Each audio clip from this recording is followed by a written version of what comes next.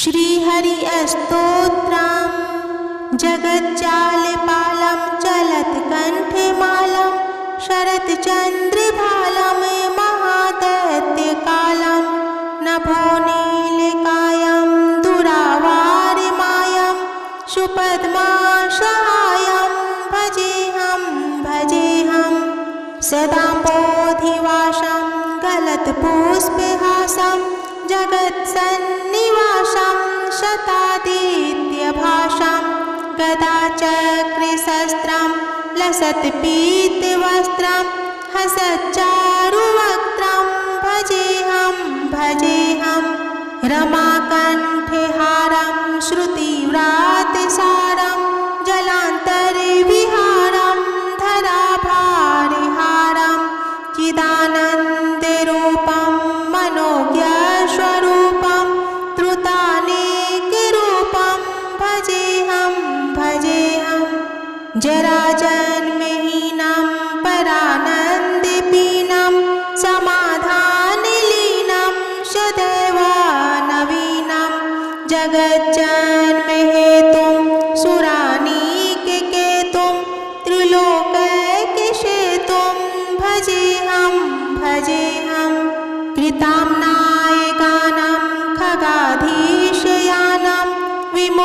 विमुक्तेर्निदानं हरारातिमानं स्वभक्तानुकूलं जगद्वृक्षमूलं निरस्तार्थशूलं भजेऽहं समस्तामिरेशं द्विरेफाभकेशं जगद्विम्बलेशं हुदाकाशदेशं सदा दिव्यदेहं विमुक्ताखिलेहं सुवैकुण्ठगेहं भजेऽहं सुरालीबलिष्ठं त्रिलोकीवरिष्ठं गुरूणां गरिष्ठं स्वरूपैकनिष्ठं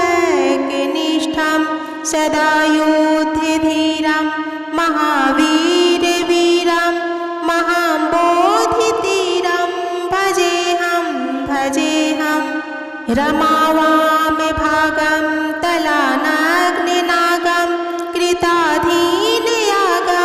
गतारागरागं मुनीन्द्रः सुगीतं सुरः सम्परीतं गुणोधैर्यतीतं भजेऽहं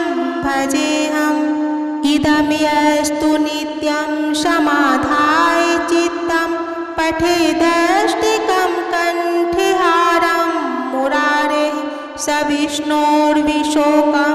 ध्रुवं याति लोकं जराजन्मशोकं पुनर्विन्दते नो जगज्जालपालं चलत्कण्ठमालं शरत्चन्द्रभालं महादैत्यकालं नभोनीलकायं दुरावारमायं सुपद्मासहायं भजेऽहं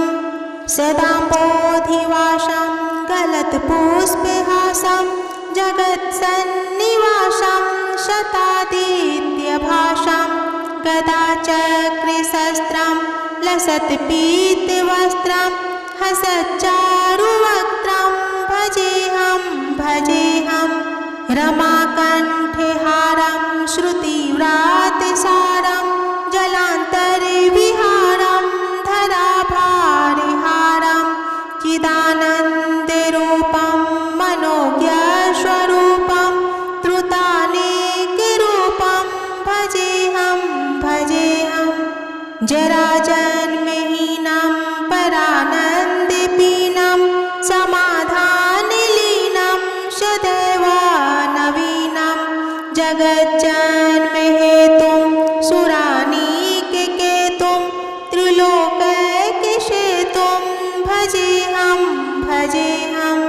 कृतां नायकानं खगाधीशयानं विमुक्तेर्निदानं हरारातिमानं स्वभक्तानुकूलं जगद्वृक्षमूलं निरस्तार्थशूलं भजेऽहं समस्तामिरेशं द्विरेफा जगद्विम्बलेशं हुदाकाशदेशं सदा दिव्यदेहं विमुक्ताखिलेहं सुवैकुण्ठगेहं भजेहं भजेहं शूरालीबलिष्ठं त्रिलोकीवरिष्ठं गुरूणां गरिष्ठं स्वरूपैकनिष्ठं सदा युद्धधीरं महावीरवीरं महाबोधितीरं भजेहं भजेहं रमावामभागं तलानग्निनागं कृताधीनयागं गतारागिरागं मुनीन्द्रः सुगीतं सुरः सम्परीतं गुणोधैर्यतीतं भजेहं भजेहम् इदमस्तु नित्यं समाधाय चित्तं पठेदष्टिकं कण्ठहारं मुरारेः स विष्णोर्विशोकं ध्रुवं याति लोकं जराजन्मशोकं पुनर्विन्दते नो जगज्जालपालं चलत्कण्ठमालं शरच्चन्द्रभालं महादैत्यकालं नभोनीलकायं दुरावारिमायं सुपद्मासहायं भजेहं भजेहं सदा बोधिवासं गलत्पुष्पहासं जगत्सन्निवासं शतादित्यभासं गदाचक्रशस्त्रं लसत्पीतवस्त्रं हसच्चारुवक्त्रं भजेहं भजेहं रमाकण्ठहारं श्रुतिव्रातसारं जलान्तरविहारं धराभारहारं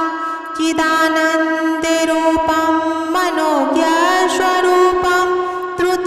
धृतानेकरूपं भजेहं भजेहं जराजन्महीनं परानन्दपीनं समाधानलीनं सदैव नवीनं जगज्जन्महेतुं सुरानीककेतुं त्रिलोकैकसेतुं भजेहं भजेहं कृताम्नायगानं खगाधीशयानं विमुक्तेर्निदानं हरारातिमानं स्वभक्तानुकूलं जगद्वृक्षमूलं निरस्तार्थशूलं भजेहं भजेहं समस्तामिरेशं द्विरेफाभकेशं जगद्विम्बलेशं हुदाकाशदेशं सदा दिव्यदेहं विमुक्ताखिलेहं सुवैकुण्ठगेहं भजेहं भजेहं